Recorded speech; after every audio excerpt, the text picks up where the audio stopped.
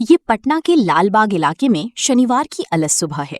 एक third floor के flat के अंदर 30 साल के नवाज आलम और उनकी फैमिली सो रही है। बिना किसी आहट के एक घुसपैठिया बेडरूम में घुस आता है। वो नवाज को बेड पर दबा देता है और इससे पहले कि वो सोता हुआ आदमी कुछ समझ सके, एक चाकू से उसका गला काट देता है। इस अचानक हुए संघर्ष से नवाज की वाइफ नाजिया जाग जाती है। अपने हस्बैंड पर हमला देखकर वो तुरंत खुद को उस पर हमलावर कर देती है और इस कोशिश के दौरान कातिल उसकी गर्दन और शरीर पर चाकू से वार कर देता है। नाजिया जमीन पर गिरती है, उसका काफी खून बह जाता है। हमलावर भोर के अंधेरे में बाहर खिसक जाता है, नवाज को गद्दी पर मरा हुआ छोड़कर। अपार्टमेंट से कुछ भी चोरी नहीं हुआ था।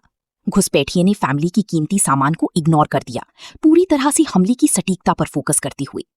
इस लेवल का फोकस सजेस्ट करता है कि कातिल ने उस घर को एक सोची समझी टारगेट के तौर पर देखा था, न कि सिर्फ एक मौके के रूप में। जब नवाज की बॉडी पोस्टमार्टम से वापस आई तो पूरा इलाका भड़क उठा। गुस्से में भीड़ अपने घरों से बाहर आ गई और सड़कों पर कब्जा कर दिया। तुरंत इंसाफ की डिमांड करते हुए प्रोटेस्ट जल्दी ही आगजनी में बदल गए। भीड़ ने अशोक राजपथ ब्लॉक कर दिया और पत्थर बरसाने लगी, जब तक कि पुलिस को एरिया का कंट्रोल वापस लेने के लिए लाठीचार्ज नहीं करना पड़ा। इस बीच नाजिया को Patna medical college and hospital ले जाया गया, जहां वो क्रिटिकल कंडीशन में अपनी जान के लिए लड़ रही थी। पुलिस पर प्रेशर बहुत ज्यादा था। उन्हें ये पता लगाना था कि कौन एक मॉल सेल्समैन को उसकी नींद में मार डालेगा और शहर के बेकाबू होने से पहले उन्हें पकड़ना था। स्ट्रीट राइट्स दंगों की अफरा तफरी के बीच काम करते हुए पुलिस डिटेक्टिव्स नवाज की दुखी भाई नौशाद से एक क्रूशियल लीड हासिल करने में कामयाब रहे। नौशाद ने उन्हें एक टीनेज कॉलेज स्टूडेंट की तरफ इशारा किया जो नवाज की भतीजी का लगातार पीछा कर रहा था। फैमिली और स्टॉकर के बीच टेंशन कई दिनों से बढ़ रहा था। उस टीनेजर ने उनके घर पर पत्थर फेंकी थी, जिससे नवाज और उसके भाइयों को उसे पकड़ने और फिजिकली पीटने पर मजबूर होना पड़ा। वो झगड़ा मर्डर से ठीक 24 घंटे पहले फ्राइडे को एक बड़ी फाइट में बदल गया था। इस बयान ने पुलिस की स्ट्रैटेजी को पूरी तरह से बदल दिया। पुलिस के पास अब एक फिक्स टारगेट था, एक बेइज्जत स्टॉकर जो अपना बदला ले रहा था। इन्वेस्टिगेशन ने आखिरकार एक ऐसा टाइमलाइन सामने रखा जो उस फ्राइडे के झगड़े से काफी पहले शुरू हुआ था। सबूतों ने दिखाया कि कातिल पिछले 30 दिनों से इस खास हमले की तैयारी कर रहा था। अटैक से 1 महीने पहले वो टीनेजर अपने गांव वापस गया, जिसका सिर्फ एक ही गोल था, एक ऐसा हथियार हासिल करना जिसे कोई ट्रेस ना कर सके। उसने नवाज को मारने के लिए इस्तेमाल किया गया चाकू सिर्फ 100 रुपए में खरीदा। फिर उसने उस हथियार को छिपाकर पटना वापस लाया ताकि अपने खुद के घर पर किसी भी तरह के शक से बचा जा सके। उसने इसे राजेंद्र नगर में एक सीक्रेट लोकेशन पर छिपा दिया। फ्राइडे की स्ट्रीट फाइट ने उसे उस प्लान को अंजाम देने के लिए फाइनल बहाना दे दिया जिस पर वो 1 महीने से बैठा था। एक टीनेज कॉलेज स्टूडेंट ने उस तरह की कोल्ड ब्लडेड प्लानिंग दिखाई जो आमतौर पर प्रोफेशनल हिट से जुड़ी होती है, अनट्रेसेबल हथियार जुगाड़ने से लेकर हफ्तों पहले उन्हें छिपाने तक। किलर की प्लानिंग अटैक की सुबह तक जारी रही। वो फ्लैट पर एक बैग लेकर पहुंचा जिसमें बदलने के लिए एक्स्ट्रा कपड़े थे। खून से सनी थर्ड फ्लोर के अपार्टमेंट को पीछे छोड़कर वो सीधा एनआईटी की तरफ भाग निकला। वहां उसने बेसिक फोरेंसिक सबूत मिटाने के तरीके अपनाए।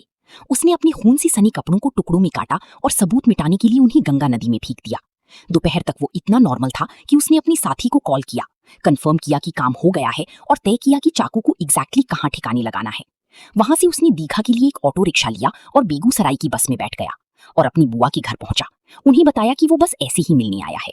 कुछ दिनों तक वो पूरी तरह से बिना किसी पैनिक के रहा। उसके भागने का हर स्टेप एक सोची समझी एफिशिएंसी को दिखा रहा था। उस भयानक मर्डर से पूरी तरह से बेफिक्र जो उसने अभी अभी किया था, सिटी एसपी और लोकल टास्क फोर्सेज ने एक कोऑर्डिनेटेड सर्च ऑपरेशन लॉन्च किया। शुरुआती 24 क्रिटिकल घंटों के अंदर किलर को पकड़ने के लिए बेगूसराय में एक चूहे बिल्ली का खेल शुरू हुआ। सस्पेक्ट 2 अलग अलग बुआ के घरों के बीच छिपता रहा, जबकि पुलिस की टीमें एक साथ उसका पीछा कर रही थीं। पटना में डिटेक्टिव्स ने उसके साथी से पूछताछ की, जिसने सीधे उस छिपे हुए चाकू को बरामद करवा दिया और नदी किनारे उन कटे हुए खून से सने कपड़ों को भी। घिर जाने के बाद जब भागने की कोई जगह नहीं बची तो लोकल पुलिस ने मेन सस्पेक्ट को घेर कर अरेस्ट कर लिया। टेक्निकल इंटेलिजेंस और रैपिड एक्शन ने सक्सेसफुली 30 दिनों की केयरफुल प्लानिंग को 1 दिन से भी कम समय में बर्बाद कर दिया था। जब पुलिस ने फाइनली मास्टरमाइंड और उसके साथी की पहचान की तो उन्हें 2 टीनेजर्स मिले। दोनों नाबालिग थे जो विक्टिम की भतीजी के ही कॉलेज में पढ़ रहे थे। उनकी उम्र की वजह से उन्हें एक नॉर्मल जेल के बजाय एक जुवेनाइल रिमांड होम में भेज दिया गया। एक 100 रुपए के चाकू और एक झूठे ईगो का रिजल्ट था एक वाइफ के लिए हॉस्पिटल बेड और एक पिता के लिए कब्र। एक फैमिली बर्बाद हो गई और 2 टीनेजर्स अब उस मर्डर के नतीजे भुगत रहे हैं जिसे उन्होंने 1 महीना प्लान किया था। ये कड़वी सच्चाई है कि कैसे एक छोटा सा पागलपन जिंदगी भर की बर्बादी की तरफ ले जा सकता है। अगर आपको हमारा ये वीडियो पसंद आया है तो इसे जरूर से जरूर लाइक करें और हमारे YouTube channel Word to Word News को सब्सक्राइब करें।